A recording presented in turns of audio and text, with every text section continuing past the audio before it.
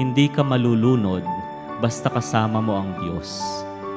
Mas may posibilidad pang malunod yung mga disipulo na naiwan sa bangka, sa loob ng bangka, kaysa kay Pedro na lumakad sa tubig papalapit kay Jesus. Only Jesus can provide true security.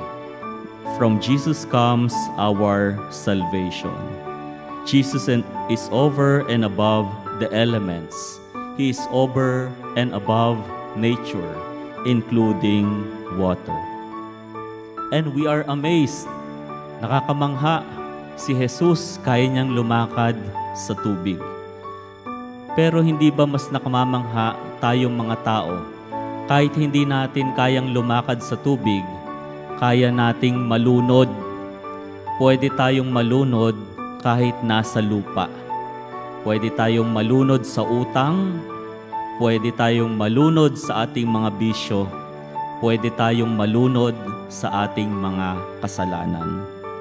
Every time that we feel like drowning, hopefully, we will have this interior humility to call out to God, Lord, help me. Lord, save me.